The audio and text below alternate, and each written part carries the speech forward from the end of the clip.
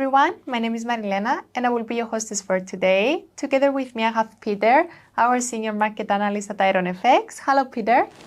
Thank you for joining us today as we're looking at the fundamentals and driving the markets currently. So Peter, how have the markets been behaving? Well, we had an opening yesterday which more or less resembled some cautiousness. It would be characteristic that the US dollar, on the other hand, though, actually remained rather stable. It didn't move much. And I would be highlighting headlines about the yield curve inversion, where we had practically the 2-year US Treasury bond yield moving to higher levels than the 10-year US Treasury yield. And that tended to imply practically that the risk factor for the short term is greater than in the long term. More or less, it could imply also that we have an incoming recession. And I would dare to note that despite some arguments against it, the main issue here is that the market worries about a possible recession in the US economy were highlighted once again. And it was characteristic how that dominated the mood. And mind you that US stock markets dropped. We had all three main equities indexes, which were the Dow Jones, S&P 500, NASDAQ, all were in the reds. So more or less, I would have to say that we still have a rather cautious sentiment in the market. However, in today's opening, we're going to be having a rather busy day. So I would like to see how that will be evolving over the next 24 hours. Nice. So I understand that we have a packed calendar for today. Yeah. What would be the highlights? Well, we made already a start with China's trade data. It was a little bit shocking as for Aussie traders, mainly as we had a substantial rise of the trade surplus. It reached around 97 billion US dollars. That was for the month of June.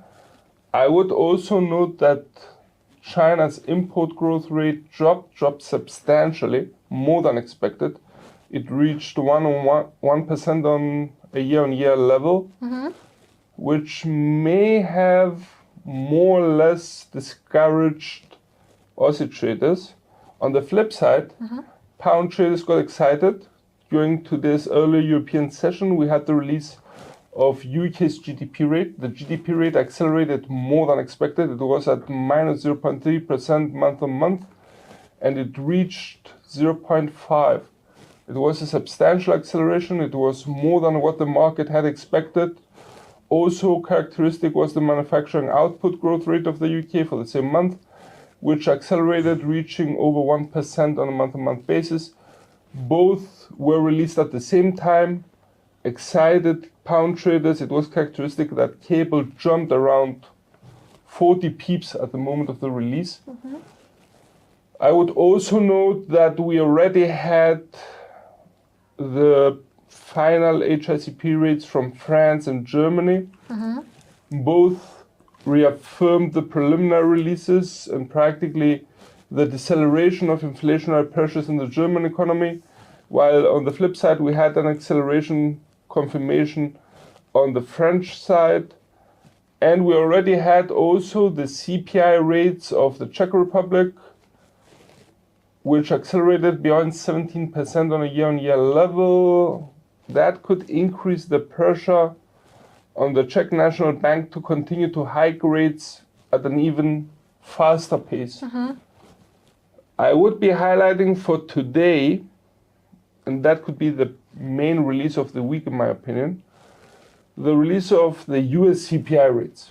They are for June, excuse me, and both on a month-on-month level, the headline rate on a month-on-month level and on a year-on-year level is expected to accelerate just a bit, but still that would imply that inflationary pressures within the US economy are strong, very strong, and could be more or less increase the pressure on the Fed to actually tighten its monetary policy at an even faster pace a possible acceleration today of the CPI rates could imply or solidify the market expectations for a 75 basis points rate hike in the Fed's next meeting, which is not far away. I would also note for oil traders the release of the weekly EIA crude oil inventories figure. And I would be also highlighting from Australia during tomorrow's Asian session the employment data. They are for June, and we're getting some conflicting messages here from the forecasts. The employment change figure is expected to drop from 60 to 30K. That's about half. On the other hand, the unemployment rate is expected to tick down from 3.9% to 3.8%. That could be somewhat conflicting. On the other hand, though, in the big picture, it seems that the employment market in Australia is still tightening, and that's evident from the takedown expected by the unemployment rate. At the same time, though, the tightening of the Australian employment market may be losing some steam as the employment change figure is dropping. But overall, the tightness of the Australian employment market is still ongoing, and I would dare to say that would allow RBA to continue with more rate hikes to come in the following meetings. And anything on the monetary front?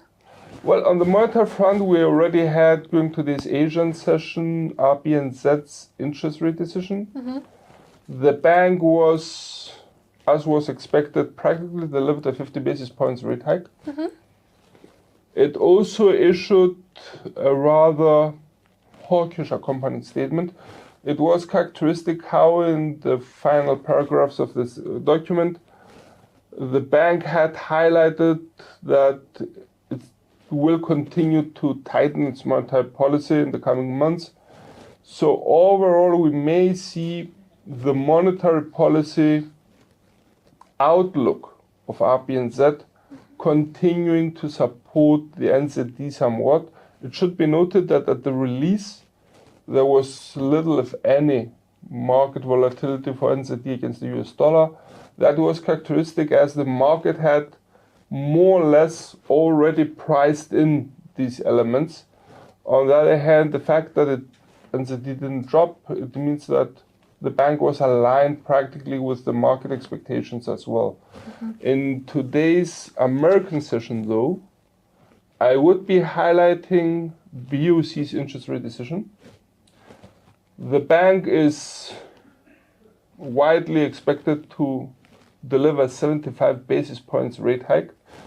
It should be noted that the inflationary pressures within the Canadian economy, in conjunction with the relative tightness of the Canadian employment market, may allow for the bank to proceed with such a rather oversized rate hike, and at the same time also maintain a hawkish approach, foreshadowing more rate hikes to come. On the other hand, I would express a slight worry here about the high degree of indebted Canadian households, which will see practically the costs of the loans increasing substantially over the coming months. It was characteristic that BOC Governor Governor McClem in his statements past month had clearly warned Canadian households that the bank would proceed with more rate hikes and that the cost of borrowing would increase. So overall, we tend to maintain the view as a base scenario that the bank will proceed with a 75 basis points rate hike, at the same time issue a accompanying statement with a rather hawkish tone, which could provide some support for the CAD. Anything less than what we have mentioned could weaken the CAD substantially. By the way, CAD traders may be keeping also an eye out for oil prices. And Peter, how about commodities? Oil prices seem to be on the retreat, weren't they? Yes, they were on the retreat. It's characteristic how WTI prices dropped, breaking practically the psychological barrier of $100 per barrel. I would be noting here that we have two fundamental factors which tend to drive oil prices lower. On the one hand, it's definitely the worries about a possible global economic slowdown, which could have an adverse effect on oil's price. At the same time, we would also note the potential worries about new lockdowns in China, which could also slow down economic activity and thus slow down also the demand side for oil. Some analysts tend to also note the possibility that the strong US dollar may has also an adverse effect on oil's price. For oil traders, I would be noting practically the release of the EIA weekly crude oil inventories figure. We had yesterday a release of another buildup of US oil inventories by AP. Should that be reaffirmed in today's EIA crude oil inventories figure, that would imply practically a slack in the US oil market, which could intensify some bearish tendencies for the oil prices. And any final comments?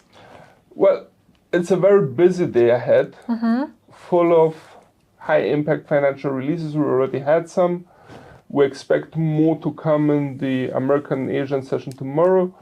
So I would like to see how the American session opens in order to get a firm grip on the market sentiment and how the markets will be proceeding. Thank you, Peter, for your time, and everyone for watching. Join us after a short break for technical analysis with Peter Iosif.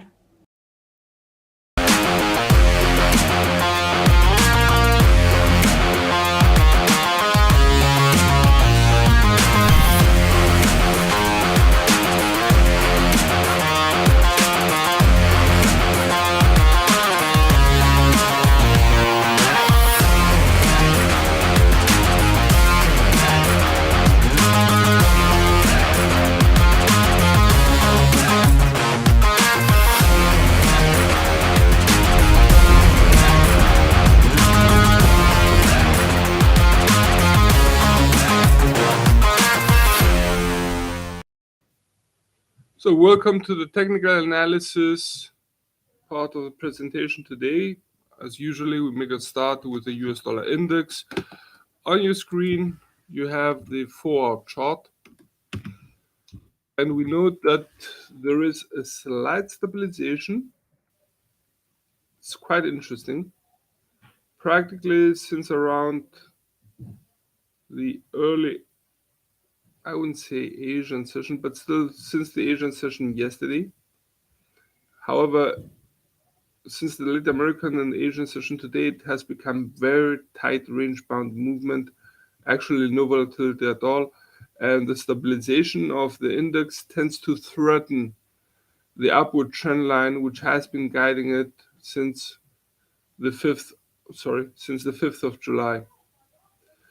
So should the price action of the index actually break the upward trend line clearly, we would switch a bullish outlook in favor of a bias for a sideways movement initially until the market decides on the direction of the index's next leg. For the time being, the sideways movement, we expect it to be maintained between the 109.50 and the 107.50, but the lack of mobility of the index, lack of volatility for the index, tends to imply that most probably it will remain just above the 107.50 for now. Nevertheless, should the bears grab the opportunity and take over, we may see the price action breaking definitely the upward trend line. We would require clear breaking of the 107.50 and for the index to move lower decisively and start aiming, if not breaching even, the 105.55. If for any given reason the price action takes an upward turn once again, possibly bouncing on the upward trend line or even breaking it and the upward movement follows, we would expect for a bullish scenario, or would require for a bullish scenario, the price action to break above the 109.50 and start actively aiming for 111.40. Note the RSI indicator is still between the readings of 50 and 70. Actually, it's around 64, which tends to imply a slight bullish sentiment here, which could come into play. Yet the stabilization of the index would be reflecting practically the stabilization of the price action as such. Other than that, I would note also that the price action has now some room with the upper Bollinger Band, so that would allow an upward movement higher. Let's have a look at the Euro-USD. Euro-USD, which had a similar movement in the reverse. It's characteristic that the price action of Euro-USD, after dropping since the 5th, since the 5th of July, has found some support at parity level 1, so S1 currently, and has stabilized. Note how the tight range-bound movement of the USD index is practically reflected also on Euro-USD, showing that the US dollar may have the initiative over the price action of Euro-USD. For the time being, the price action seems to have broken also the downward trend line, and that would be implying practically a switch from a bias for a bearish movement towards a bias for a sideways movement, probably between the 1.01 and the 1 support line. Should the bulls regain control and push the price action lower, would initially expect a breaking of the parity level, which provided substantial support yesterday, and in which case we may see it breaking the S1 and start actively aiming for the S2 0.9870 support line, which, let's have a look how far back it goes. Pretty much.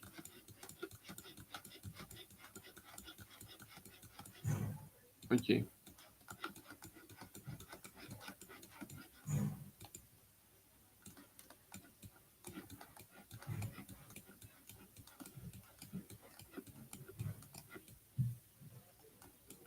Should go back to 2002. Yep, here it is.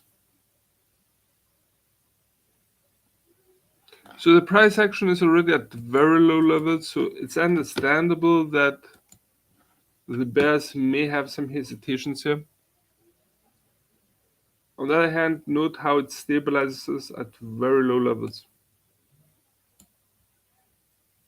Should the bulls take over, that could imply practically a movement upwards. We would require clear breaking of the 1.01 and the price action to start actively aiming for the 1.0210, which provided resistance around the 7th of July. Let's have a look.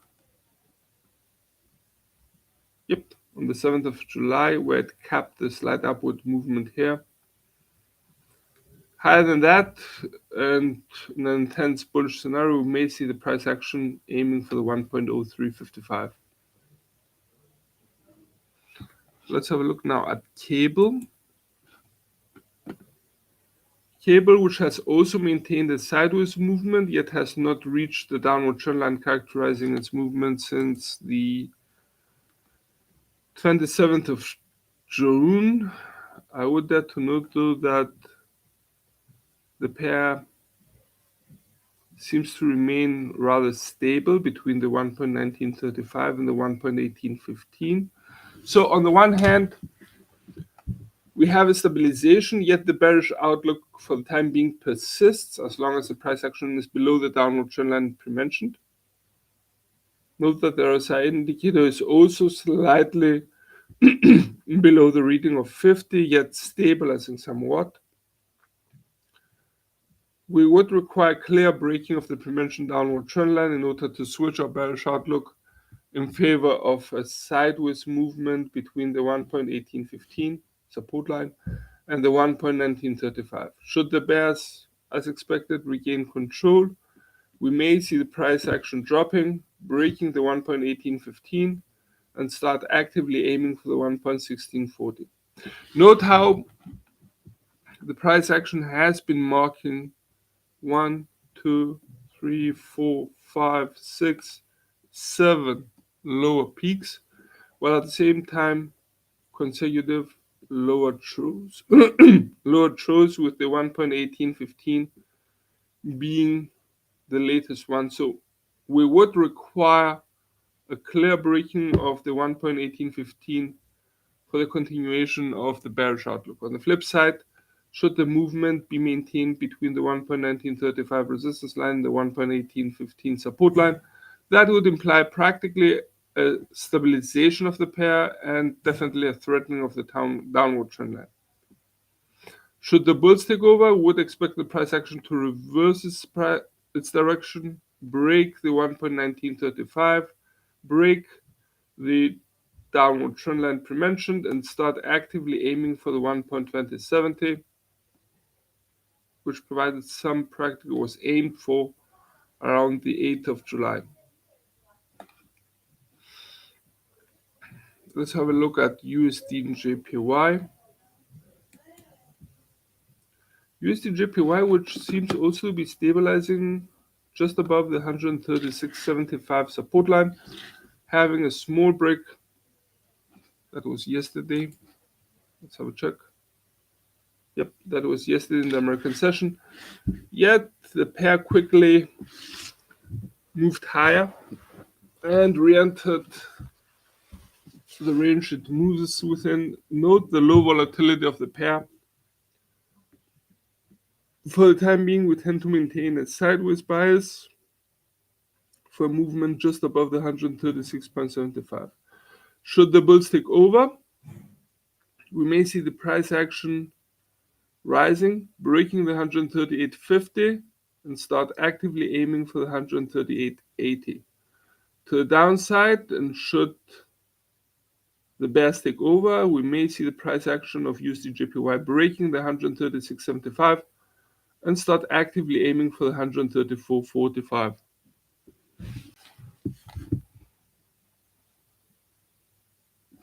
Let's have a look at USD CAD. Also in a sideways movement, in this case between the 1.3075 and the 1.2970.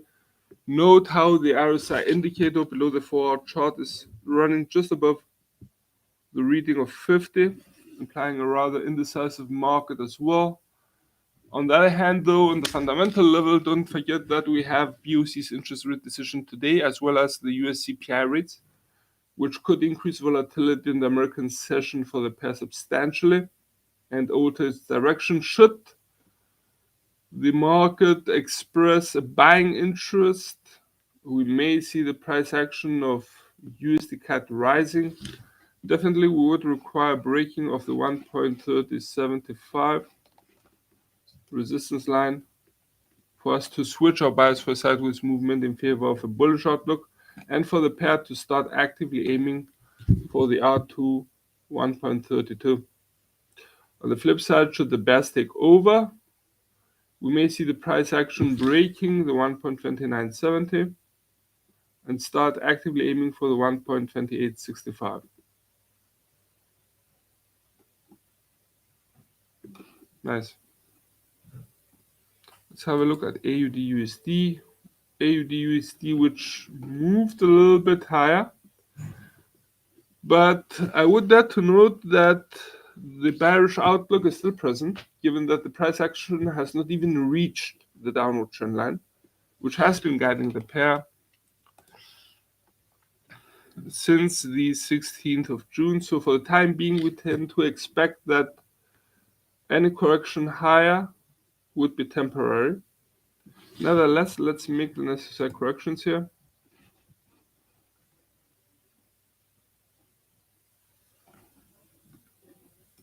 We're going to be altering this to a support line, at least for now.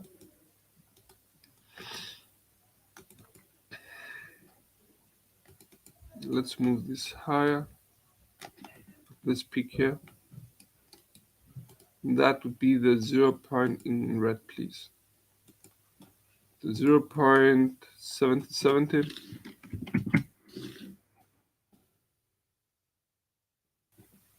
Let's widen it up a little bit. the R3 being now the 0. Let's make the adjustments of the positions so we have more easiness while correcting the labels.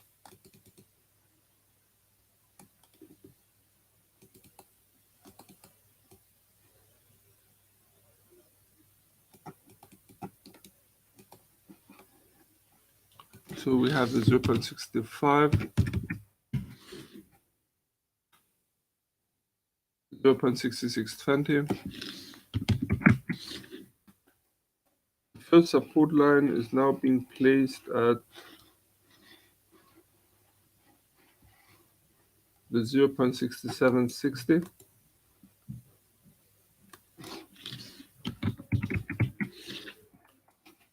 Next support line being placed at 0.6860.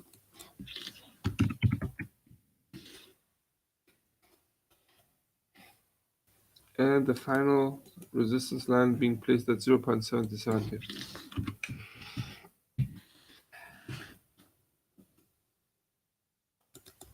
Let's lock these. And now we have our new chart. So overall, AUD USD has moved upwards, breaking the 0.6760 resistance line, which used to be a support line. Note the touches here. And seems to be moving a little bit higher, but in the big picture, overall, the bearish outlook still remains as long as the downward trend line incepted since the midst of June remains intact. So should the bears maintain control, we may see any corrections being temporary and followed by swift downward motion, breaking possibly the 0.6760 once again, and start actively aiming for lower grounds, definitely lower than this show here.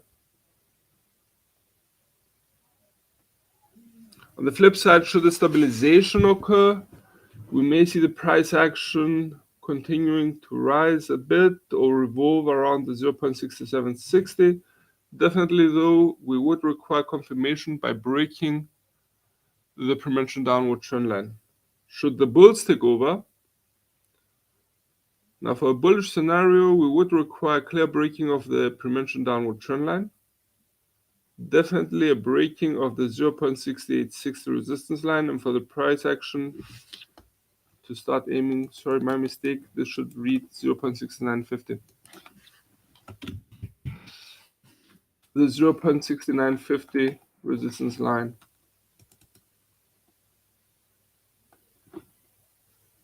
Okay, let's have a look at USD CHF. Understand we had some developments here. Yep.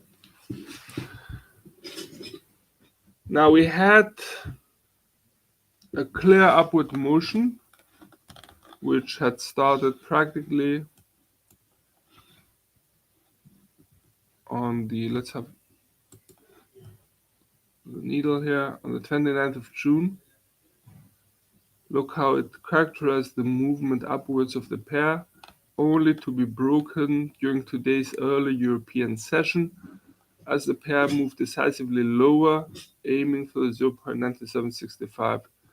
Now, there seem to be low, if any, fundamentals which could be supporting the strengthening of the US dollar, given that, the strengthening of the Swiss franc, given that the US dollar remains relatively stable. We have seen that in the USD index charts minutes ago. So most probably it will be either some profit taking or strengthening of the CHF. Now for us to,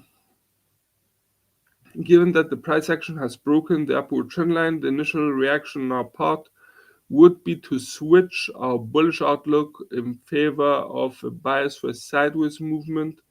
That would be initially between the 0.9765 and the 0.9875. We may see though this been correcting a little bit lower and testing the peak. That would be at 0.9860. Yep.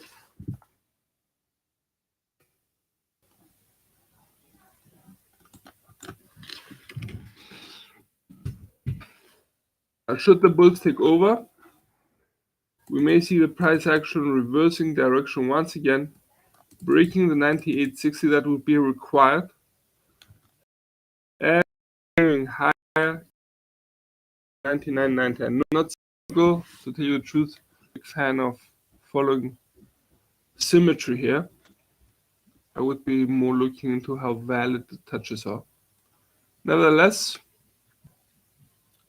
we're scraping practically the choppy trading which occurred around the beginning and the mid of June.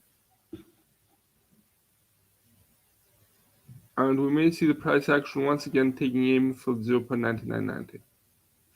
A stabilization may also be in play here between the 0.9860 resistance line, which capped the pair's upward motion that was yesterday, and the 0.9765 support line. For a bearish outlook, given that the price action has already broken the pre-mentioned upward trend line, we would expect the price action to definitely break the S1 0.9765 and start actively aiming for 0.9640, which provided resistance here, however also support here and resistance once again back here.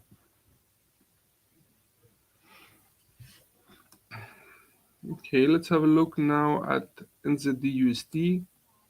You will see that it was a little affected practically by the release of RBNZ's interest rate decision. Let's make the readjustment on the levels though.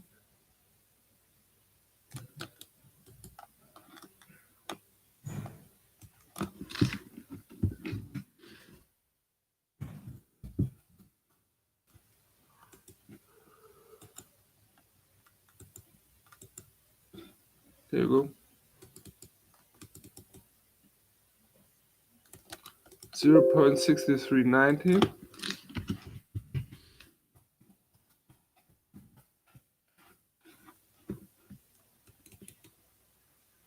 0.6290.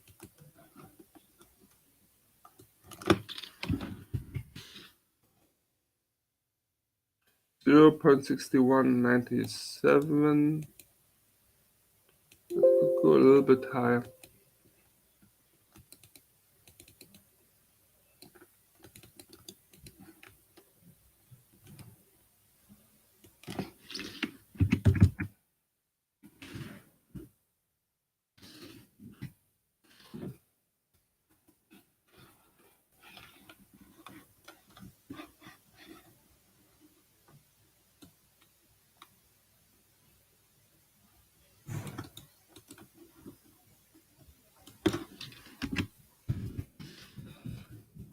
And that would be our first support line for now.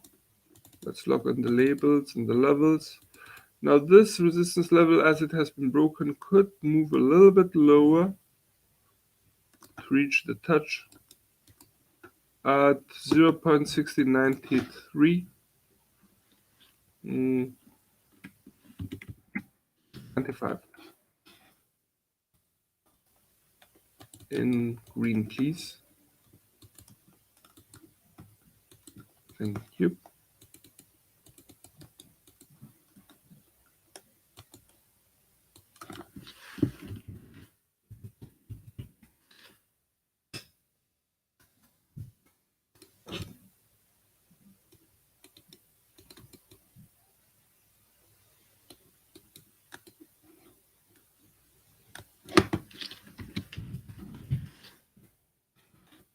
And the second support line would be now placed at 0.5950.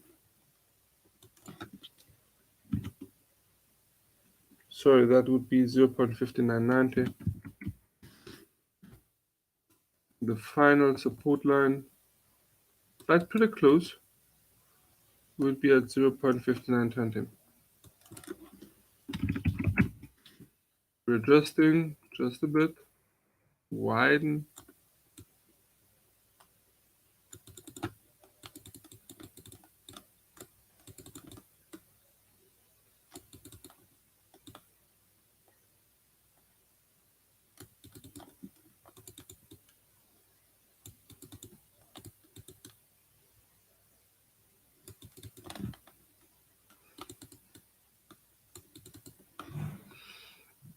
That's it. So we have practically price action which has risen just a bit, more resembling a stabilization, which is currently threatening practically the downward trend line, which had intensified its slope to downwards since the 27th of June. We maintain a bearish outlook for NZD-USD.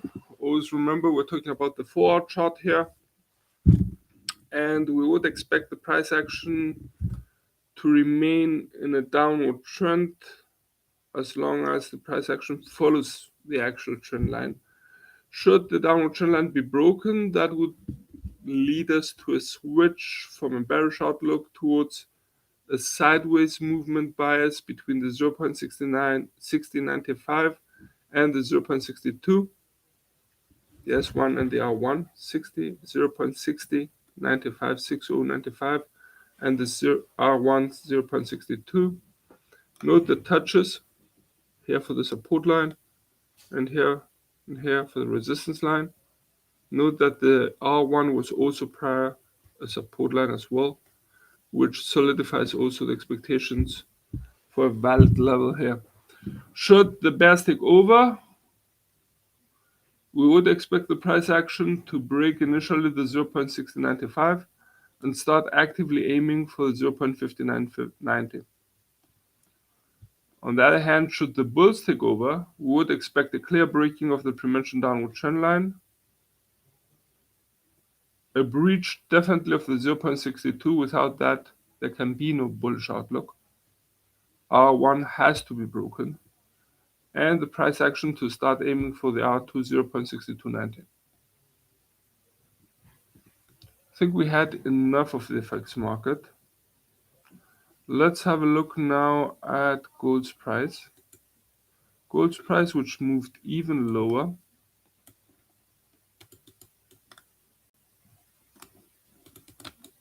Let's make the necessary adjustments here.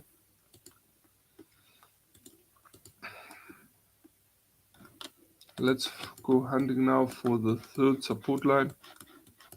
Should be pretty low.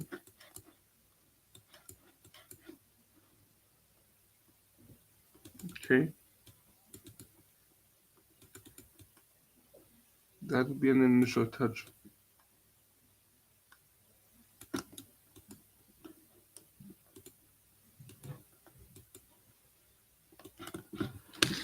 $1,678. I would like to see whether there are further repetitions further back on that level. Yes, there are. Oh, yes, there are. 1, 2. So this level is not by chance. It's not just a negative spike going rogue or something. No.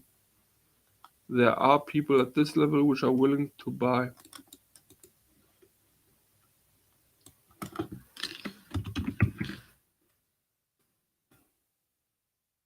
Okay, we'll keep that. Let's make the readjustments. By the way, when was that?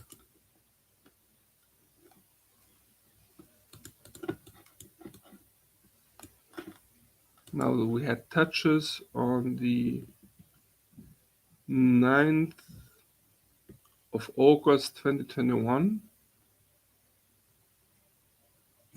and the 29th of March 2021 and the 29th, 30th of March 2021 and then 10th of March 2021. So we had valid touches in the last year. H4 readjusting, but overall the downward movement seems to be ongoing. It should not be neglected. Let's correct the labels as well here.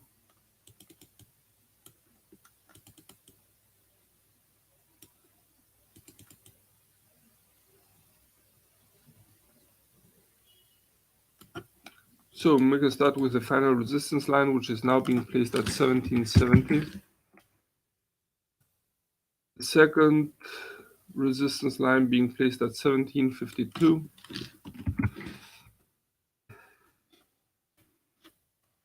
The first resistance line now is being placed at 1731. The first support line is now being placed at 1700. So guys, that would be 1715.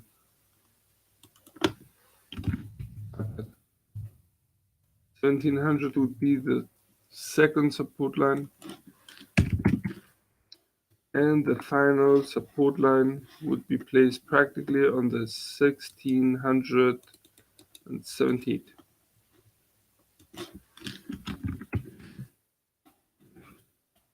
Adjust them, lock them in.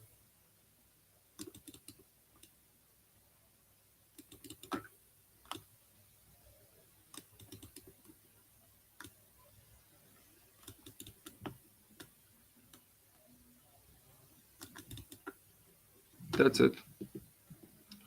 So now we have a downward motion of the commodities price.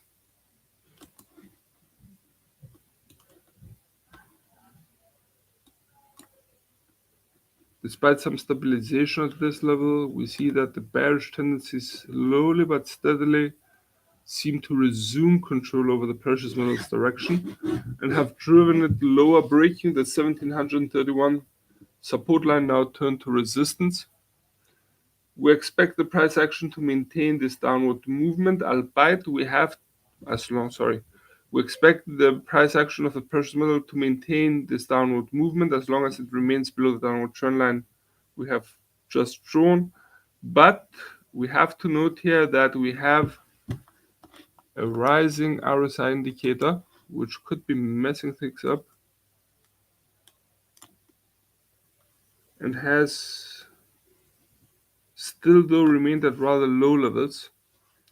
I would require some significant movement towards the 50 level of the RSI in order to have more conclusive evidence that the trend is about to change. But it's still an issue, should be taken notice of. On the other hand, the price action seems to have stabilized just a bit as it hit the lower boundary of the Bollinger Bands.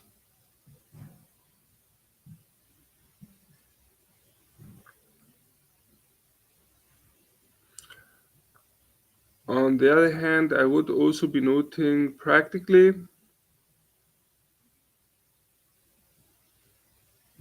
a possible breaking of the 1715. Should there be stabilization, we may see it breaking the downward trend line and stabilizing just below the 1731 resistance line, while a bullish outlook, should it occur, despite being rather improbable, but still, that would be practically signaled by breaking of the pre-mentioned downward trend line, the 1731, and the price action to regain or resume, if you prefer, a direction towards the 1752. Let's have a look at WTI's price, which dropped considerably yesterday. And before we went, I want to have a look at that. Note how the price action dropped, breaking the barrier, psychological barrier of $100 per barrel, broke also the 95.70 support line, and seems to be stabilizing just above the 92.60. I'm going to have to make some readjustments here.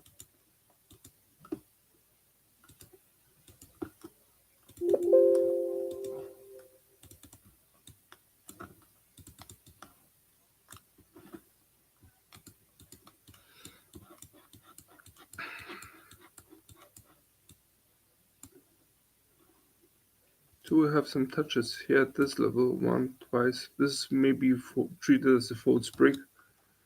So we are going to be stabilizing the S3 at $82.60, pretty low.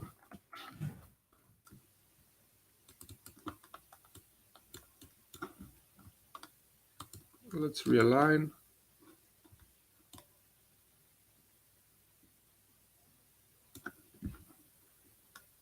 Let's correct also the labels.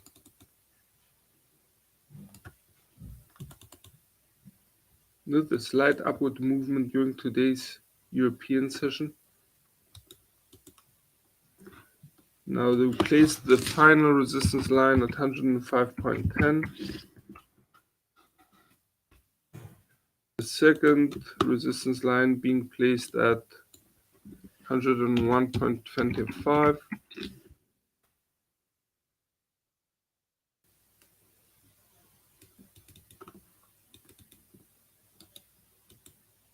First resistance line being placed at 95.70.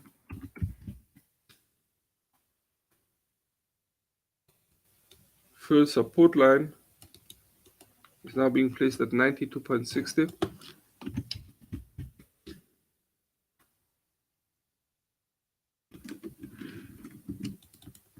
Second support line at 87.20.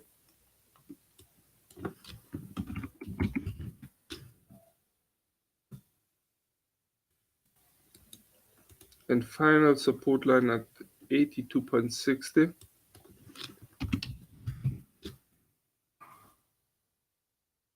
Now the downward motion seems to have been interrupted by some strengthening during today's European session. And for the time being, we tend to maintain a bias for a sideways movement between the 95.70 and the 92.60. I wouldn't be surprised, though, that the direction of the trading instrument is going to be changing. Please note that we have a downward trend line in the big picture here, as the price action of the commodity is still marking lower peaks and lower troughs.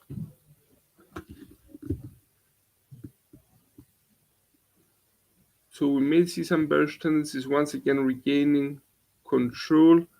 On the other hand, for the time being, we see a correction of oil prices to the upwards as quite possible. On the other hand, though, a correction could prove to be short, or shallow if you prefer. And in that case, we may see the bears regaining control, breaking the 92.60 and start aiming for the 87.20. We would require clearly a definite breaking, a clear breaking of the 92.60 for the bears. On the other hand, should the bulls take over, we may see the price action breaking the 95.70, breaking the prementioned downward trend line, and start aiming for the 101.25.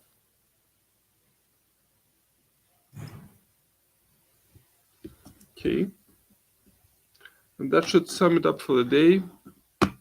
From all of us here at IronFX, best wishes for solid trading.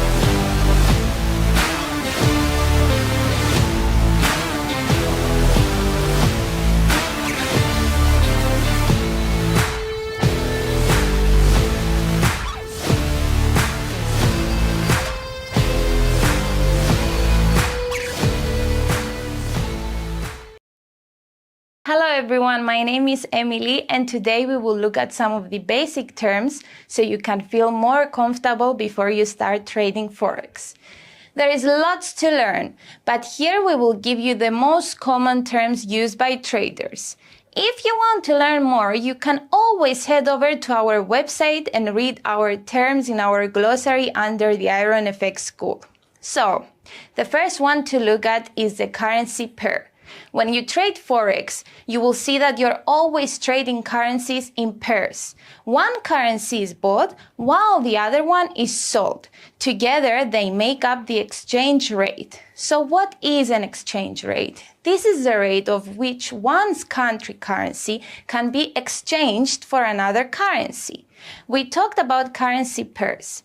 Each currency pair is made up of the base and quote currency. So what is the base currency?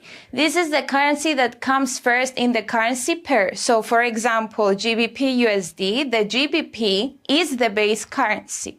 So what is the quote currency now? It's the second currency quoted in a currency pair. So for example, GBP USD, the quote currency is the USD.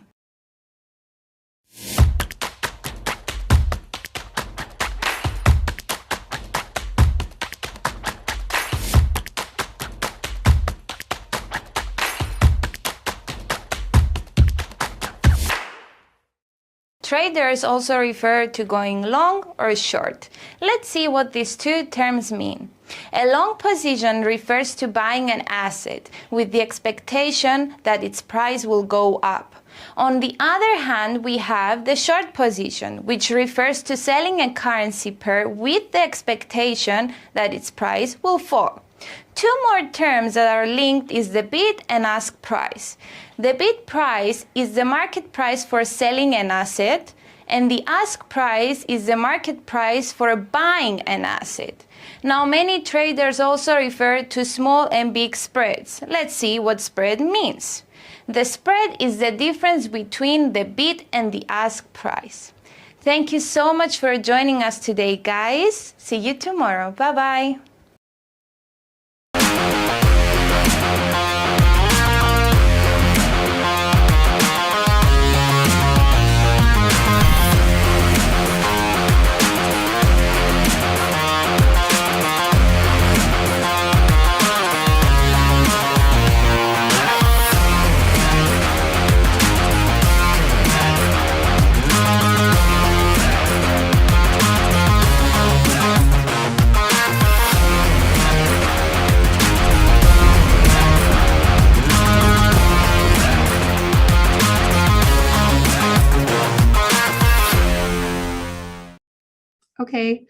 Okay, I'm just gonna start. Let's not waste too much time because I do want to kind of make sure everyone gets like what I'm going to share today. It is a very important topic. It's not a very hard topic today, but it is important because it's the basics. So I do believe so much in building your fundamentals, right? Like it's the same for the house, right? It's like the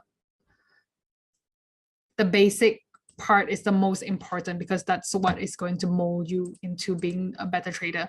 Okay, I'm just going to continue, but can you guys just let me know in the chat box how long you guys have been trading? I want to know like your experience, if I should be going slow, if I should be going fast, if this is too boring for you, because if you are a professional trader, this might be too boring for you. So do let me know how long you guys have been trading so I know. Oh, 5 years. I just want to let you know, Juha, that's longer than I have been trading. But yes, I have learned a lot. Okay, so hey everyone, welcome to our webinar today. We're going to cover Technical Analysis 101. We're just basically covering technical analysis again. I have to start with the disclaimer, of course, because this is important. I want you guys to know whatever I share with you guys in this webinar should not be construed as trading advice. It should not be taken as a signal or forecasting of anything. This is purely educational, okay? So sometimes even when I am sharing setups and whatnot, only take my trades if you believe in my analysis, okay? Only take the trades if you believe in my analysis. If you don't believe in my analysis, do not take the trade. Trading, especially on margin, trading Forex and CFDs is very, very risky, and it's not for all investors. So do be careful, especially if you're in trading on margin. If you trade on margin, the risk just multiplies by the margin you are using. Okay, so whatever I showed you guys, it's purely, a lot of it is based on research from our part, and it's also a lot of it is my style of trading and how I became profitable as a trader. So it's not the only strategy or style of trading that is in the market, but it is what I have been using and has made me profitable. Okay, so for those who don't know me, you guys would not know me because it's my first time taking you guys. My name is Cassandra. You guys can call me Cass. Okay, I am an investment analyst and a prop trader here at Everest Fortune Group. We're a Singapore fintech company. Okay, so what we do is we specialize a lot in research, in trading. We spend a lot of time doing back testing. So we kind of know a lot of the characteristics about certain charts and certain pairs because we spend so much time looking at the charts. So whatever I shared with you guys today is just research that we have done and we have found to be effective. Okay, so in terms regarding myself, okay, I am a profitable trader. I would say I'm a profitable trader.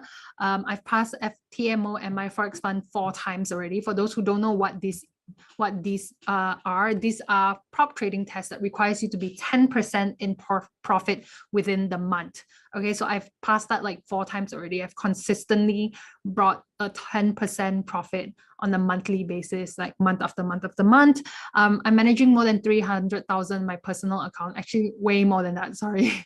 It's maybe closer to 1 million now, right? On my own personal account is US dollars. And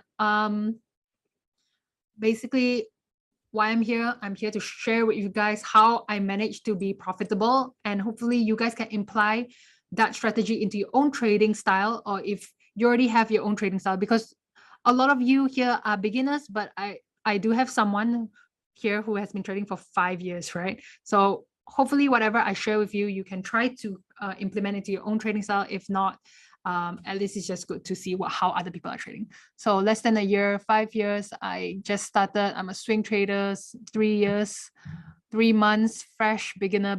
Okay, for those who are new here, I'm glad you're here because you guys have to get the basics right. Trust me, when I started trading, I just jumped straight in with real money. I didn't even bother with the demo account, okay? I went straight with real money and I got burned really bad. So for those who are new here, my advice to you, learning from my mistake, is to learn first before you jump into the ocean. Okay, learn to swim before you jump into the ocean. Learn to trade. Learn as much as you can before actually trading. Also, please do not put your life savings. Please diversify. Please use the correct risk management and whatnot. Okay, so let's start with the webinar proper. Again, do pay attention because this is the basics. You need to get your basics right so that you can stay in this game for long. I have to say trading is a marathon. It is not a sprint. It is not a get rich quick overnight game. Okay, it is a marathon. You're here to make a lot of profit over the years. Okay, over years or over your whole lifetime. It's not like you're here to make money one day and then you just retire, whatever. Okay, it's a marathon. So do learn the proper skills. Okay, so throughout the webinar, I will be asking you guys questions because one, I want to make sure you guys understand what I'm trying to say because it is very important. I think I do a lot of these webinars, okay? Because we have collaboration with a lot of institutions where we do these webinars, and it's very important to me that my attendees end up being profitable in trading because that's the whole point of you guys being here, right? You're here to learn and end up being profitable in trading, right? And to grow your account. So it's important to me that you do understand so that you can eventually be profitable if you are already not profitable, okay? And not to scare you guys, I always tell this in all my webinars, not to scare anyone, but it is a reminder, rather it's a reminder to remind everyone that there's only, if you just Google how many % of retail traders out there are profitable, Google will say only 4% of retail traders are profitable. That means 96% are not profitable. Personally, I don't think it's 4%. I actually think it's 1%, right? It's not that easy being profitable in trading, but I am profitable. I know a lot of people who are profitable. So it's not easy, but it can be done. So what I'm trying to tell you guys, if you properly learn this skill, right? You properly learn this skill, you can be very profitable and it will change your life. I would say it will change your life. Okay, so let's start with our agenda for today. What do you can we expect from today's session? we can go through what is technical analysis, the different types of technical analysis, which one works best, and combining all of them together. So let's start. So what is technical analysis? Okay. Technical analysis, I'm just going to give you guys the Google definition of it. Okay. Technical analysis is an analysis methodology for forecasting the direction of prices through the study of past market data, primarily, price and volume. So behavioral economics and quantitative analysis use many of the same tools of technical analysis, which, being an aspect of active management, stands in contradiction to much of modern portfolio theory. Okay, so to say it in a different way, simpler terms, technical analysis is just basically tools and calculations that you use to narrow down where you think price is going. Okay, so by using technical analysis, you will be able to just kind of forecast or predict where you think price is going to go, and that's where the profit comes in, and that's where your account grows. Okay, just give me a sec. My Q&A box has disappeared, so I don't know if you guys are answering me or not, right? I don't know if you guys are answering me. Just give me a moment to see where the box is. Sorry, this is my first time using Zoom for this webinars. Okay, I think it's back. Can someone just say hi in the chat box so that I can still see it moving? Okay, thank you, Francis. I really appreciate it. Okay, let's move on. So what are the different types of technical analysis? Let's go through some of them right now. Thank you, RG. Thank you. So I'm not sure if I'm pronouncing your name. Thank you, Sabelo Senkosi. I'm sorry if I'm pronouncing your name incorrectly. Thank you, Juho. Okay, so what are different types? Let's look at some of them. So there's the first type is on-chart indicators. Okay, so on-chart indicators is when you look at the charts and you use the indicators that comes out on the chart. So example of it is the moving average, the Bollinger Band, the Donchian channel, Ichimoku, parabolic SAR. So these are things when you click. Again, guys, whatever I'm going through right now is very textbook. Okay, it's very theoretical. It's very very textbook information. Later, when we move to the live charts, you will understand what I'm trying to say. If for those who are new here, especially for those who are new here, I will show you exactly how to use the indicators as much as I can, because we do have a time constraint today. We only have 1 hour to, there's so much we're going through today. Okay, so these are some examples. There's so many more indicators, but these are some of the examples. Okay. Today, I'm just going to try to do an overview of everything. Okay, so we have off-chart indicators. So this is the chart. Off-chart indicators are things like stochastics, RSI, MACD, volume, ADX, ATR. They will appear at the bottom or the top of the charts, depending on how your chart layout is, right? But they're not on the chart itself, it's at the bottom. Okay, so these are some examples. On chart drawings, you've got support and resistance, trend line, channels, and chart patterns. So you can draw this on your chart where price is. Okay, you can see this channel. Okay, let me roughly go through what a channel is. So a channel is this thing. You will need 2 touches on the top and 2 at the bottom. Whenever we identify a channel, we're kind of narrowing down where we think price is going to move. So when we identify a channel, we kind of think that price is going to continue to move within the channel. So now that price is at the bottom of the channel, our next action, our next forecast or next idea will be that price is going to bounce from the bottom of the channel and go to the top of the channel. Okay, by the way, the bottom of the channel is called the support and the top is called the resistance. Again, everything will be much clearer when we move on to the live charts. Okay, other than that, we have your on-chart calculations. Okay, so some of the examples are Fibonacci retracement, extension, expansion, and projection. We've got the Elliott wave theory, and we've got the harmonics. Okay, so these are some of the examples of calculations that you can do on the charts to kind of forecast where you think price is going. Okay, so my question to you guys is, which one do you think works best? I think this is more to the people who have been trading for a while. The beginners for sure wouldn't know, because if you're new here, you wouldn't even, maybe you haven't even tried some of the indicators. So my question here is, which is the best? Okay, so we've got some answers coming in already.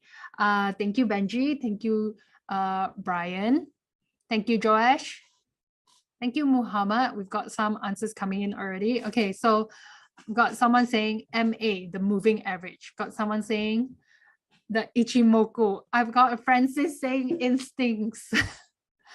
Okay, I've got Sarah saying channels, support resistance. Okay, there's so many different answers. Okay, I want to tell you guys which one works best. The answer is none. On its own, none works best. Okay, I don't know if you guys have heard this saying, especially for those who have been trading for a while. Traders, okay, I've got someone saying RSI. Traders who trade based on indicators alone are traders who lose money in the long run. Okay, so the answer is that not yes and no. Yes and no. MACD is good, RSI is good, stochastics is good, price action is good, instinct is good, but no, they are not good on their own. The trick is, right? Oh, my slides are not moving. The trick is to combine them all together.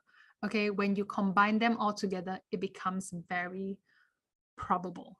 Okay, I'll give you an example. I'm just thinking one right now, so I don't know if it's the best. For example, you have a new partner, a new boyfriend or girlfriend, right? You bring them home.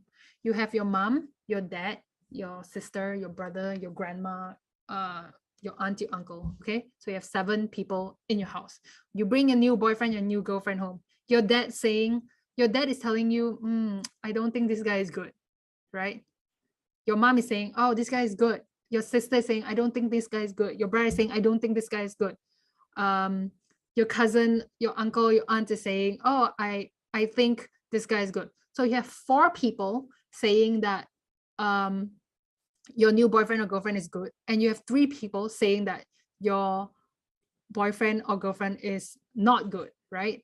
So based on probability, based on what the majority is saying, you would think that your boyfriend or girlfriend is good because you have 4 people saying that he or she is good and 3 saying that it's not good. So it's the same concept in trading, right? In trading, it's the same thing.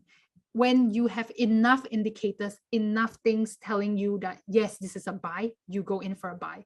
If enough things telling that, yes, this is a sell, you go in for a sell, okay? Because our job as a trader is only to find probability.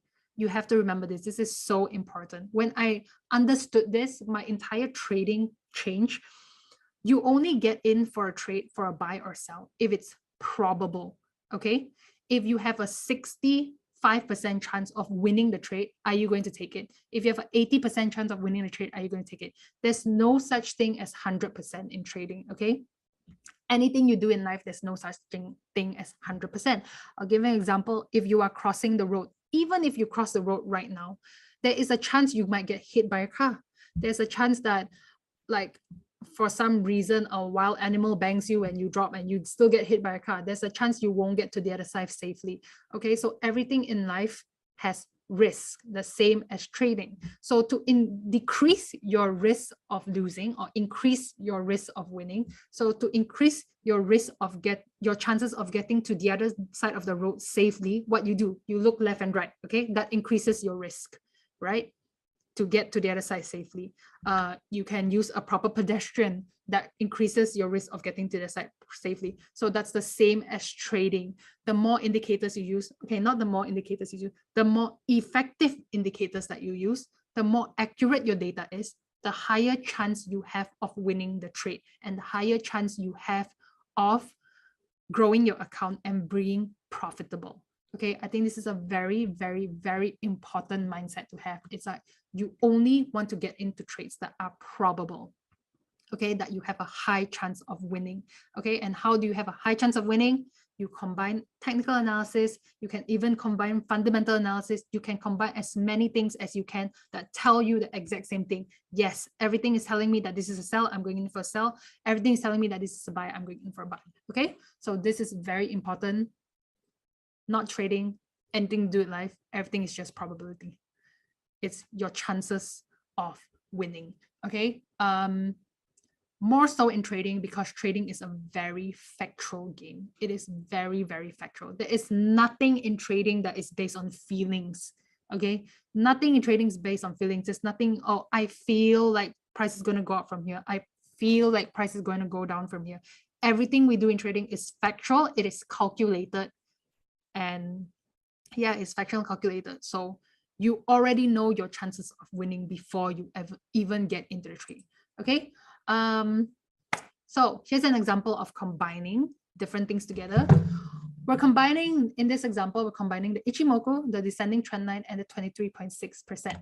So you can see when we use Ichimoku, Ichimoku is showing that price is on a downtrend. Okay, there is a resistance here in Ichimoku.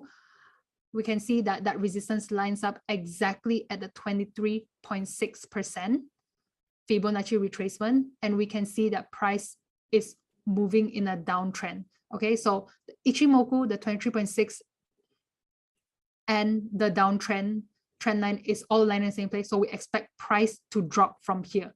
True enough, it does drop from there. Okay, that's how amazing technical analysis is. Technical analysis can pinpoint where we think price is going to reverse, where we think price is going to break out, where we think price is going to do certain things. Okay, that's the magic of technical analysis. Okay, everyone good so far? Do you guys have questions? Can you guys let me know if you are still following me? Do I need to repeat anything? Because I'm going to move on to the live charts already. Thank you, Francis. Thank you, Brian. Thank you, George. Okay, all right. Everyone is good, right? I will be testing you guys throughout because I want to make sure you guys know. Thank you. Thank you, Musa. Okay, so this is an example of a complete analysis. This is what a complete analysis would look like. Let's go to a forex pair. Okay, let's go to, do you guys have any requests? Anything you want me to look at? It can be forex, it can be index, it can be cryptocurrency, anything you want me to do an analysis on. Do drop your request right now. If not, I'm going to randomly choose one. I'm going to choose gold. Okay, BTC is fine. Okay, BTC is fine. Okay, we've got gold. Actually, let's start with gold first. If I'm not mistaken, I did see a buy opportunity for gold. Okay, but I will want to show you guys how I got that buy opportunity, right? Just want to let you guys know the buy opportunity may be right now. Okay, okay, so let's combine everything. Usually what I do, I'm just showing you guys. Okay, usually when I go to charts, the first thing I do, I clear the charts. Okay, I clear everything, remove drawings and indicators. I remove everything because we want to start with a fresh chart so that we are not swayed to whether it's buy or sell. We want to have no bias. We want to have no prejudice. We want to, you know, okay. We want no biasness. We want technical analysis to tell us if it's a buy or sell. Okay. So I don't want to hear my friends say, oh, you can sell crypto now, you can sell Bitcoin, blah, blah, blah, blah. No, I want technical analysis to tell me that, okay, I want to collect the data and the information and I want to do it myself, okay? Because again, everything in trading is factual. Nothing is emotional. Nothing is based on hearsay. Everything is factual and calculated, okay? So usually how I look for my chart, when I look at my chart, I start with, can you guys let me know if you guys are swing traders, day traders, or scalpers in the chat? Okay, so swing traders, usually you look at anything from daily to weekly. You can sometimes look at the 4 hours as well. Okay, day traders, you look at the 1 hour or the 4 hours. Okay, and for scalper, you look at anything below the 1 hour. Okay, so personally, I am a day trader. So for today's analysis, I'm going to look at the 1 hour and the 4 hours. Sorry, I'm going to look at the daily and the 4 hours. Okay, I'm more to like day to swing. Okay, so usually I go to daily to reference what I see, and then I go to the 4 hours to look for my setup. Okay, let me show you guys what I usually do. When I go to the daily, the bigger time frame, first thing I want to do, number one thing I want to do, look for trend. Okay, I need to answer my first question. my first question is, what is the trend? Is it an uptrend or a downtrend? If I answer the first question correctly, from here, my chances of getting into a profitable trade has already increased by a lot. Okay, I feel like answering this first question would win you a lot. Imagine you keep getting in for a sell, but actually it's on an uptrend. And imagine price is going on an uptrend, but you keep looking for a sell entry. I mean, it's possible, right? But it's easier to play with the wave. Okay. Me personally, as a trader, I am a reversal trader. That means price is going in an uptrend. I look for the reversal and I get in for the downtrend. Okay. But another way, what I recommend beginners to do, especially, is actually to trade the continuation. Okay. So price is going in uptrend. It's moving up. Every time it pulls down, it comes down, you get in here for the buy. Okay. It goes up. Every time it pulls down, you get in here for the buy. Okay. This is a continuation trader, and I recommend beginners to do this because it's easier to spot continuation trades. Okay, reversal makes you a lot of money, not all the time. Okay, it's hard to spot. Okay, ABCD pattern. Okay, we've got a Elliott wave trader here. Okay, so can you guys let me know in the chat box if you think this goal is moving on an uptrend or a downtrend on the daily charts? Can you guys just let me know? Because I need to see if you guys can spot what I am seeing. Okay, we've got someone saying down, we've got down, we've got up, up, down, down. Okay, up, we might all be correct, right? Okay, if you're looking at this part, yes, it looks like it's moving on a downtrend, right? If we're looking at the bigger picture, it's actually moving on an uptrend. Okay, why? Because there is an ascending trend line here. Okay, so what do you call this? This is a possible long-term uptrend, okay, short-term downtrend. Okay, so you need to identify the trend first. You need to identify a trend first. Okay, I drew this ascending trend line. A valid trend line would need to have 3 touches. 1, 2, 3. At least 3 touches. 4.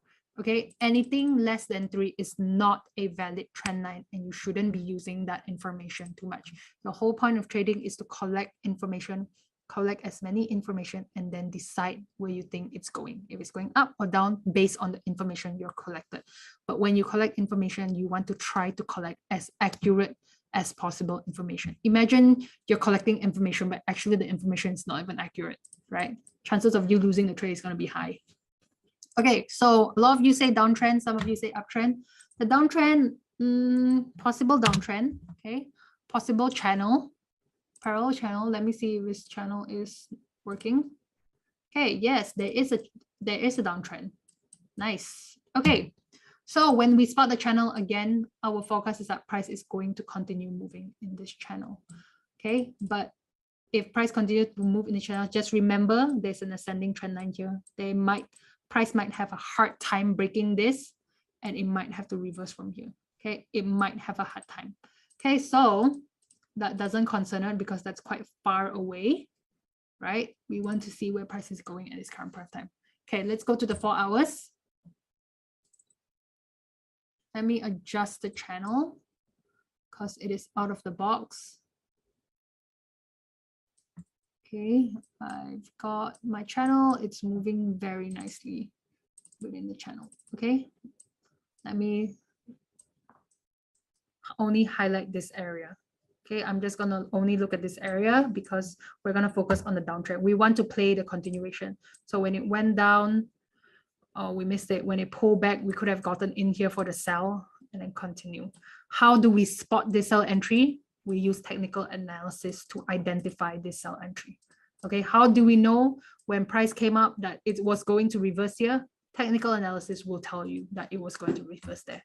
Okay, so right now we're going to use technical analysis to see where we think price is going. Okay, okay, after I spot my trend, now I look for support and resistance. Okay, Support and resistance is looking for horizontal support resistance. This is where current price is, right? Support and resistance should be nearest to where price is. We've got a resistance right here. This is called a pullback resistance.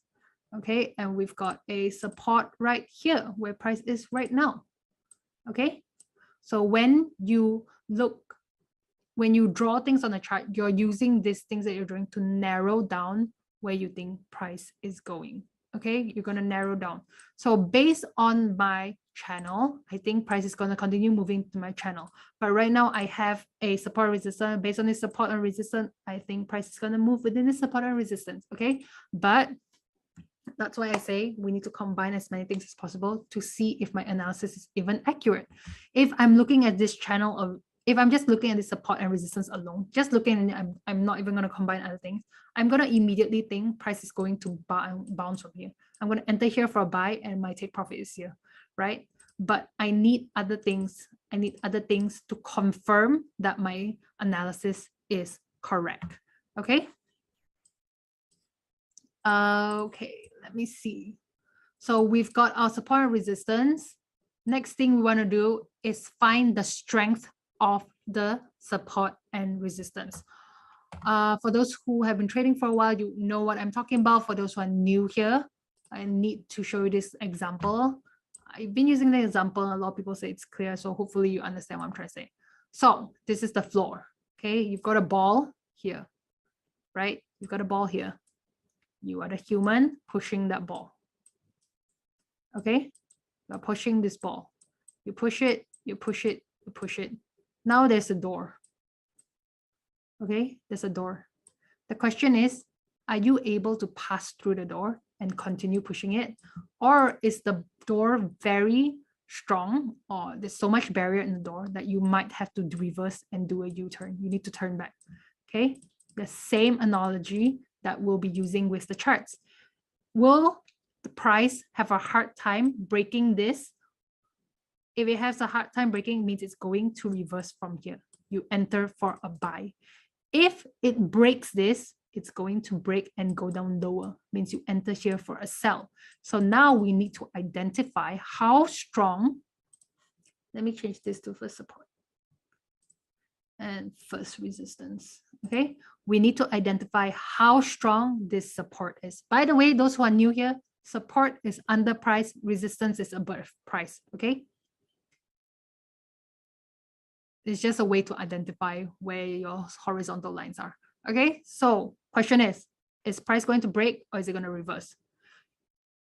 Okay, now you're going to combine other things with your support resistance to identify how strong the support and resistance is. I'll give you an example. Maybe this is just a door. Maybe it's just a very light wooden door. But if behind that door, there was a 20-kilo rock, right? There was a 20-kilo dumbbell behind the door. Do you think you will have an easy time pushing the door and continuing? You wouldn't, because there is a barrier right now. There is a resistance right now, stopping you from going to the next room. So then you will have to turn back, right? Because you keep pushing the door, and you can't push it. So what do? I give up. I'm just going to turn back. Okay. So right now we want to identify how strong this door is, or the support is. Is there a rock here? Is there anything behind the door? Do I get in here for a buy or do I get in here sell? How do you do that? You combine it with Fibonacci. Okay, you combine it with Fibonacci. Later, you combine it with indicators. Okay, so Fibonacci, to combine Fibonacci, you first need to identify the pattern that is even available on the charts. You need to see what pattern is available on the charts to even use Fibonacci. So there's few patterns that we want to combine, want to look for. One is the Fibonacci retracement. Okay. One is the Fibonacci projection and expansion, and one is Fibonacci extension. I cannot go into details today because this will be teaching Fibonacci as a series on its own. We will have webinars teaching Fibonacci alone because Fibonacci is a super, super strong, powerful tool. Okay, I cannot teach you guys, but for those who are a bit more experienced, you will know what I'm talking about. For the beginners, you will just need to attend our Fibonacci webinar. Okay, So I see a Fibonacci retracement here. I'm now going to use the Fibonacci tool, Fib retracement tool, to plot the Fibonacci from the swing low to the swing high to project where I think price is going to go. Okay, so right now, when I use Fibonacci retracement, there is 5 levels I use. Fibonacci retracements are levels between 0 to 100.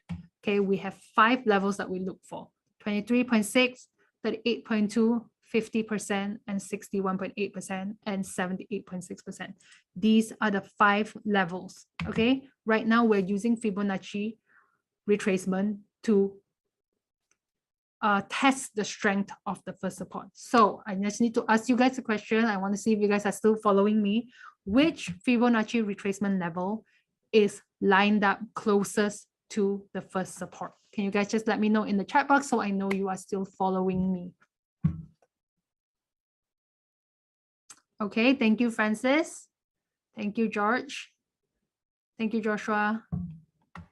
Thank you, Joe. Thank you, Derek. Thank you, Adam. Thank you, James. Thank you. I don't know. I really don't know how to pronounce your name. S-V-E-N. Sven?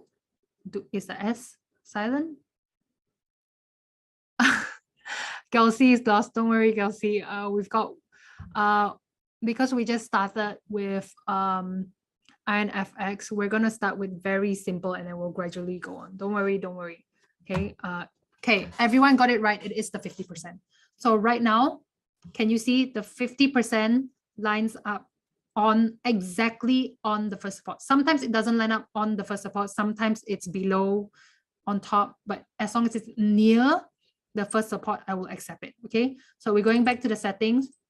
We're going to get rid of everything that is not the 50% because we want our analysis to be clear and tidy as possible. Okay, we don't want to confuse ourselves. Have you seen those traders with those very messy charts? I don't know how they trade, man. It is so messy. I don't know how they even see the information on the charts. Very messy. I don't like it. I personally don't like it. I prefer keeping my charts clean. Okay, we're going to leave the 50%. Okay, so this is the first pattern we've identified using Fibonacci retracement. Second pattern, we've got the Fibonacci extension.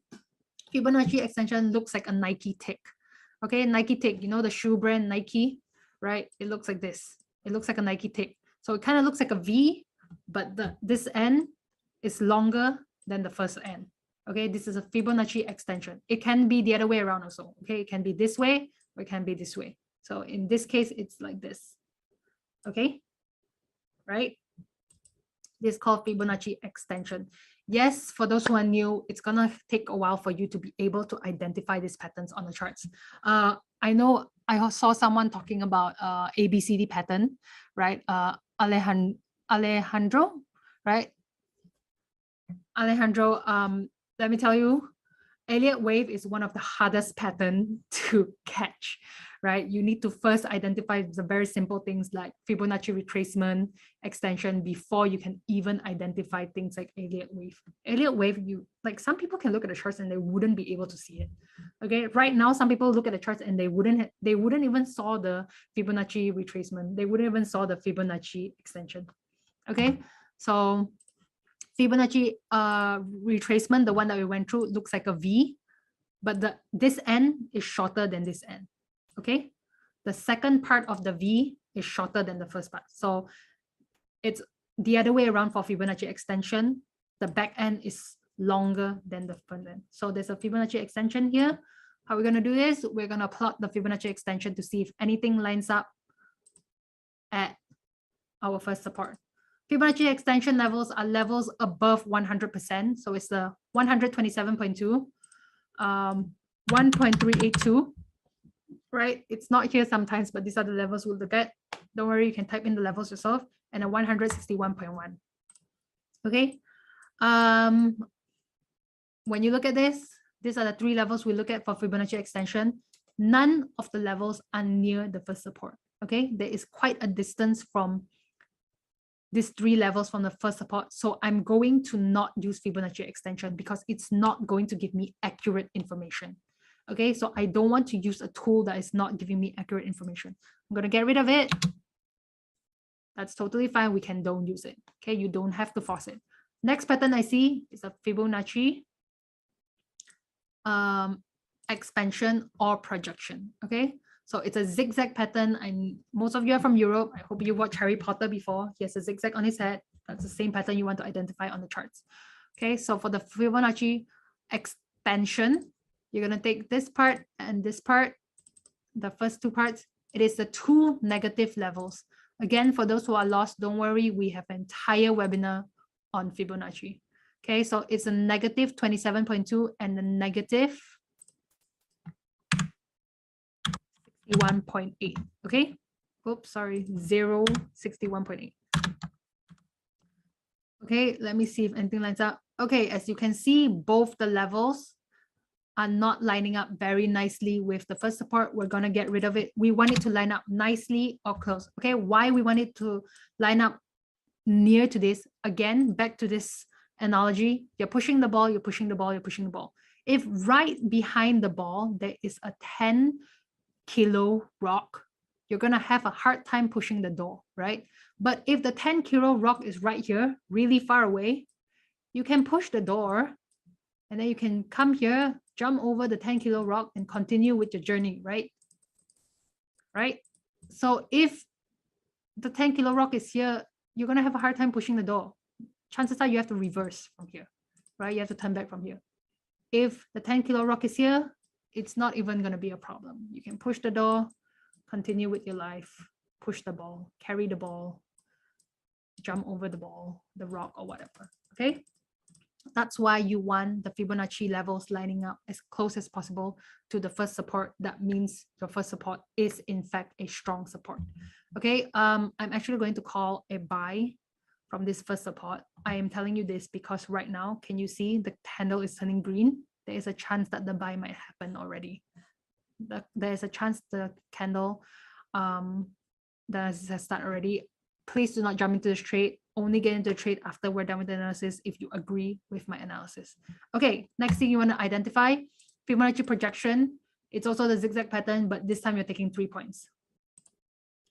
Fibonacci projection, you're using 61.8, 78.6, and the 100 level. Okay, nothing is lighting up. Nothing is lighting up here. Totally fine. We don't have to use this. Actually, when I was doing the analysis earlier, I saw 2 levels lining up here. Sorry, guys. When I was identifying this, right? There's a Nike tick here.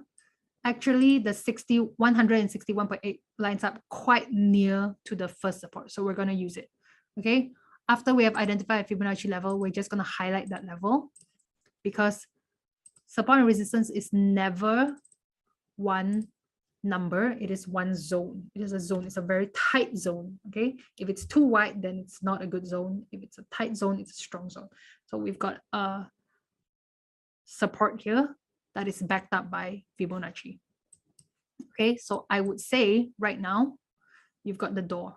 Okay. The door is your first support. The door may be made out of wood. It's a very light wood. So it's easy to push the door, right? Right now we have the 50% Fibonacci retracement. So you've got one rock behind the door. Now we also have 161.8 Fibonacci extension. You got 2 rocks behind the door.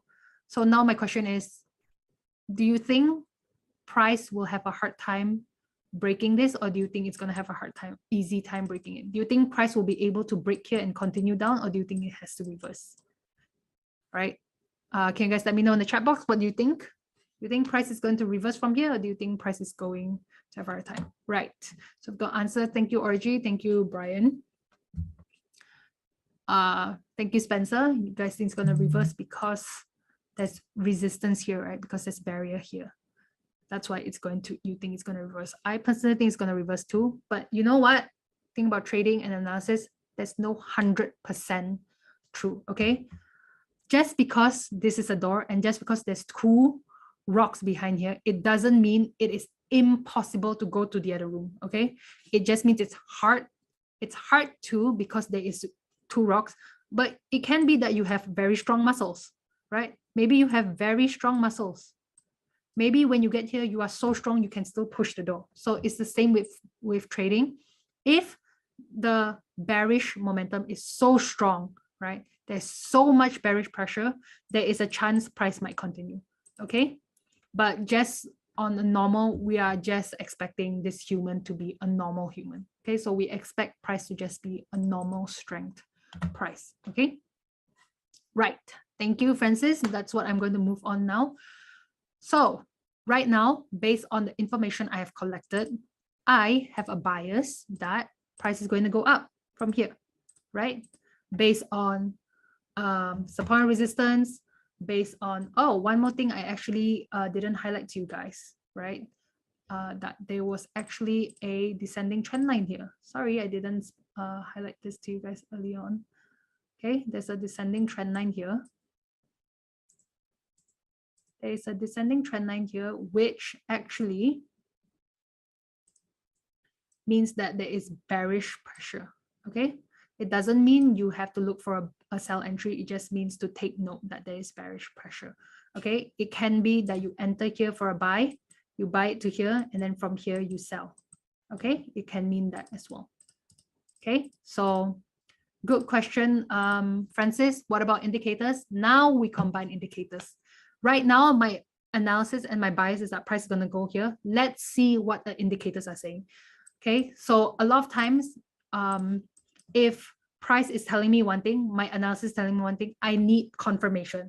The indicators will be my confirmation. If the indicators are telling me, yes, this is a buy, I'm going to believe it. Okay, again, your job as a trader is just to look for probability. It is to look for probability. Just give me a sec. Let me see. Okay, it's look for probability. So based on my analysis, I think I have a 70% chance of winning right now. Okay, why? Why? I think 70% is quite high. Why? Because there's two rocks behind my door, right? There's two Fibonacci levels lining up as my first support. So I think this is 70% chance. If there was 4 levels lining up here, I would think it is 80% or 90%. But because there's only 2 levels lining up here, I think 70%. 70% is a quite high chance of winning, you know. It's you have a high chance of winning this trade. Okay. So now we're gonna back it up with indicators to make our trade even more probable. Okay, so the indicators I'm gonna use is stochastics, RSI, Ichimoku, and I usually use MACD. Okay, I usually use MACD. So I usually use this 4. Okay, I use this 4 to back me up. Indicators shouldn't even be called indicators. They should just be called confirmations, because I usually just use it for confirmation to back up and support my analysis. Okay. Okay, so what is Ichimoku saying? Why am I only using this 4? Okay, if you go into technical analysis indicators, there is hundreds and hundreds of indicators out there. Okay, there is no way you can use all 100. So what you're going to use is the ones that you have found to be effective. Okay, that's why back testing is so important. When you back test, you know exactly which indicators work well. So from back testing, I know that Ichimoku, stochastics, RSI, and MACD have been giving me very accurate information. I have to say me, I have to emphasize me, because some traders use different indicators. Some traders use Bollinger Band, some traders use Donchen channel, some traders use envelope, and they are still profitable. Okay, but I personally have been using these 4 indicators and it has been helping me be profitable. Okay, so I will continue to use these 4 indicators. So what are these 4 indicators saying? Ichimoku, how you use Ichimoku is you look at the cloud. Okay, the cloud will give you a lot of information. The cloud is actually a form of support and resistance. So as we can see, the bottom of the cloud is lining up exactly where our first support is. Okay, so if I'm using the Ichimoku cloud, it is supporting my argument that price is going to bounce from here, because it is exactly where the Ichimoku cloud is. Sometimes, if we go back in past, we can see sometimes price comes to this cloud and it reverses. Okay, it comes to this cloud and it reverses. It doesn't have enough strength to break through the cloud because the cloud itself is like the rock. Okay, it is a form of barrier. Okay, so right now the cloud is lining up with our first support, which is good. Okay, meaning that now that door has even more barriers. Okay, there's another rock here. Okay, let's see what stochastics is saying. Stochastics is saying 21, 21, 5, and 3 is the settings that I usually use for stochastics. Other than stochastics, all the other indicators, I just use the normal settings, the default settings. Okay, so stochastics is saying that price is at a support right now. Okay, so every time price comes to the support, it bounces. It comes to the support, it bounces. Comes to the support, it bounces. So right now it's at a support as well, same as the indicator. So stochastics is also agreeing with our analysis. That means now behind this door, there's a lot of rocks, man. There's a lot of rocks. Will this guy be strong enough to push through the rocks? Chances are he might be able to, but it's going to be hard, right? Price might be able to go down, but it's going to be hard. If price still goes down, then yep, it's totally fine. It just means that this guy is super strong, right? But chances are it's just going to reverse, okay? Let's see what RSI is saying. So usually how I use RSI is I look for trend on the RSI. Let me see. Okay, RSI isn't saying much. RSI isn't saying much. RSI is saying that the resistance is quite off. Price is not at a resistance yet, and there is chance that price might still move up a bit. Okay, I don't think RSI is giving us very accurate information, right? So if it's not giving you accurate information, don't use it, because again, your job as a trader or analyst to find setup is to find as accurate as possible information. You want accurate information, and then with your information and data, you decide where it's going, if it's going up or down. Okay, RSI wasn't giving very accurate information, we're not going to use it. Okay, so MACD isn't giving much information either. Usually with MACD, I try to see volume. MACD is saying that it's on a downtrend. It is on a downtrend, right? But MACD wouldn't be able to tell you if price is going to reverse or not. Okay, so MACD is not saying that information as well, so we're not going to use MACD. Okay, so how confident am I on this trade? I am now 75% confident that price is going to reverse from here instead of breaking through, because there's 1, 2, 3, 4 rocks behind the door.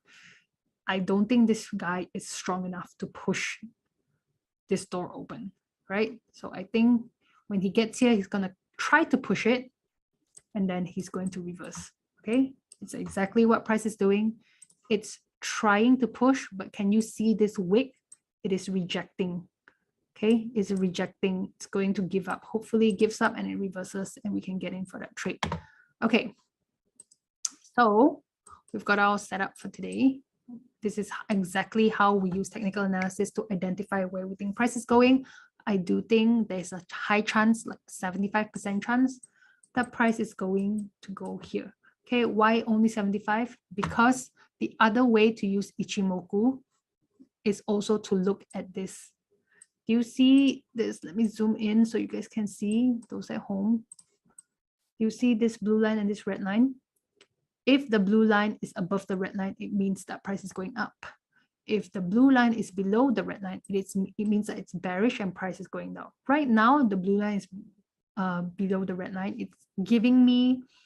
It's not giving me confidence that price is going to go up. Okay, but the other things are giving me confidence. So I would say 75% chance this is going to go up. I think this is an okay trade to take. I personally would take it as well. Okay, that's all I have for you guys today. This is exactly how I would use technical analysis to pinpoint where I think reversals and trades are going to happen. So now that we've got our entry, this is our possible entry, right? This is our take profit. Okay, and our stop loss, I'm going to put it somewhere around, I'm going to put it here, 50%. I'm going to pull out the 50%, and I pull out 61.8. Okay, why 61.8? So the whole point of Fibonacci retracement is to project where we think price is going. Okay, so I'm gonna pull this out. I'm gonna show you guys how Fibonacci retracement works. Okay, so we are expecting price to reverse at least one of these levels, at least one of these 5 levels. Okay, it's either gonna reverse at 23.6%, the 38.2%, the 50%, 61.8%, or 78%. Okay, in this example, it's going to reach the 50%. If it breaks the 50%, right? If it breaks the 50%, the next level is the 61.8%. So if it doesn't reverse here, that means it might reverse here. It's the same as this example. Okay, this is where the 50% is. Okay, if this guy manages to push through this door with all these rocks, there's going to be another door here. Okay, this door is where the 61.8% is. If he manages to push through this rock, this 61.8%, there's going to be another door. It's going to be the 78.6%. So along the chart, there's always going to be support and resistance. There's always going to be support and resistance. The question is price strong enough to push through? Okay, so I'm going to put the stop loss here because, right, I'm going to put my stop loss behind one of the doors because if he managed to push through this door, maybe when he comes to this door, he might not be able to push through this door and he might have to make a reversal. So if he makes a reversal from here, that means he doesn't touch my stop loss, which is behind the door. Okay, so similarly, I'm going to put my stop loss here under the 61.8% because if it comes down and breaks, it might reverse from 61.8% and miss my stop loss. Okay, it might just miss my stop loss. Okay, and you might be able to still save this trade. Okay, might be able to save this trade. It might come here and then do this. You can get out at entry, or it might actually go back to your initial take profit. Okay, so that's all I have for you guys today. That's exactly how we'll combine. I do not recommend anyone taking this trade unless you agree with my analysis. Okay, the risk is entirely up to you. Please do not sell your kids. Do not put your life savings. Do not go all in on this trade. Okay, 75%. I'm not 100% sure. I'm only 75% confident of this trade. Okay, yes.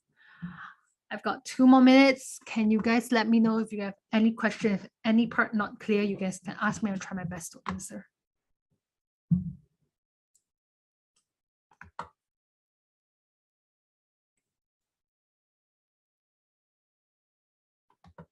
Do you recommend NA? Yes, you can use MA as well. So you see this blue line and this red line, this is part of the Ichimoku. It is a kind of moving average, right? It is a kind of a moving average. When Fibonacci webinar will be, I don't think it's anytime soon. It's probably in a few months because after this, we're gradually touching on the basics. We have to touch on a lot of things: trading psychology, risk management, candlesticks pattern. Do you see all these candlesticks? There's so many patterns. There's a doji, the spinning top, there's a hammer.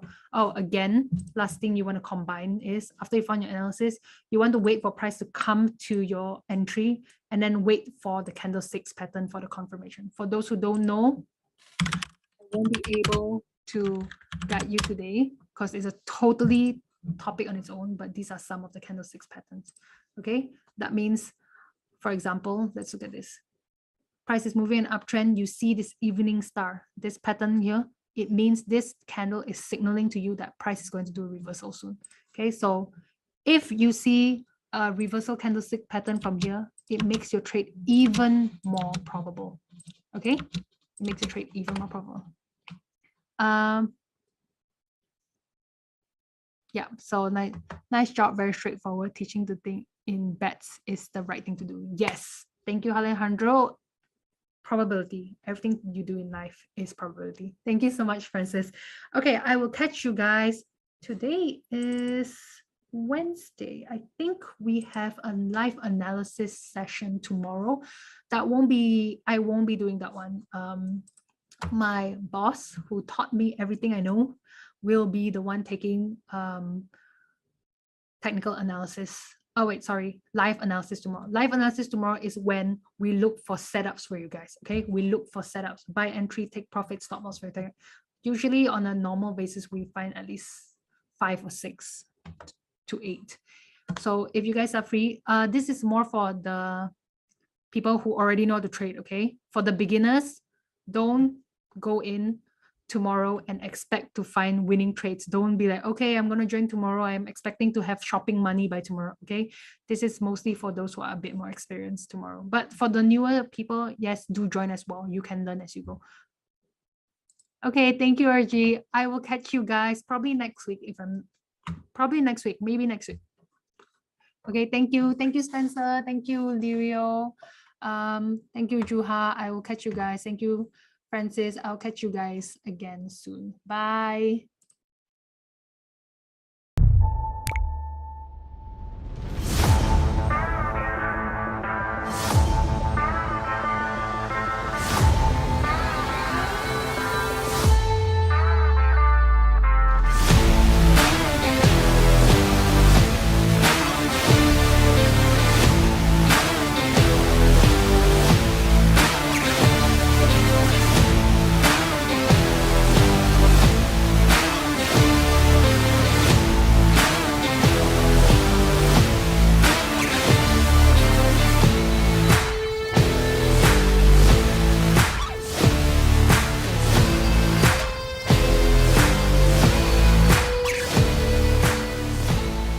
Futures are derivative financial contracts for a specific asset to be bought or sold at a predetermined price in the future.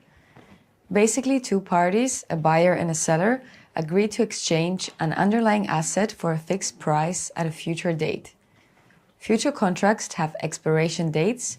For example, a November gold futures contract expires in November. CFDs on futures allow you to speculate on the price of a wide range of assets, which include commodities, indices, and energies. Futures positions have no overnight funding charges, whereas charges apply to spot positions that are left open at the end of a trading day. Futures trading is preferred by traders who wish to take a long-term position on an underlying market because they won't incur multiple overnight funding charges. Future contracts allow traders to speculate on the direction in which the price of an asset will move. Future contracts are leverage, which means you can control a large contract value with a small initial deposit known as margin. The margin required by the broker depends on the size of the contract, the investor's credibility, and the broker's term and conditions. Futures can be used for hedging the price direction of an underlying asset. The purpose is to reduce losses that may be caused from potential price changes. Most futures markets offer deep liquid markets, particularly in the most commonly traded instruments such as commodities, currencies, and indexes.